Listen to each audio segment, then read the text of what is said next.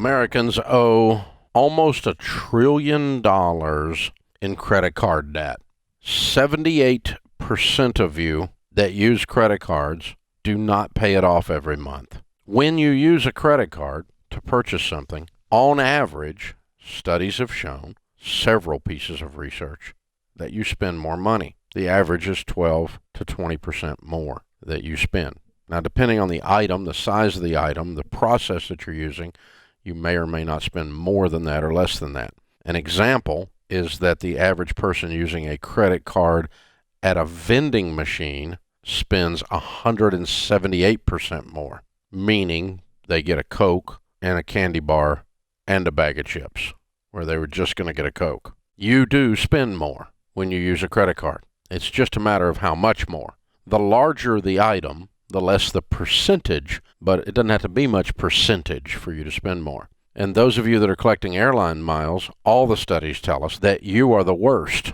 There's tons of research. And the hilarious thing is that you are massively in denial, that you really do believe you're beating them at their game, which is humorous, really. You spend more when you get airline miles because you're so freaking excited about your free trip to Europe that's not free, because you're so stupid you believe all that stuff. Well, I don't agree with Dave Ramsey on the airline miles. It's just because you don't know the background and the data on this. 90% of airline miles are never redeemed. And of those that are redeemed, you have a substandard experience with the airline, which having a substandard experience with a substandard industry pretty much means it sucks. Pain is associated with memory. If you create a pain around something, you will have a memory of it.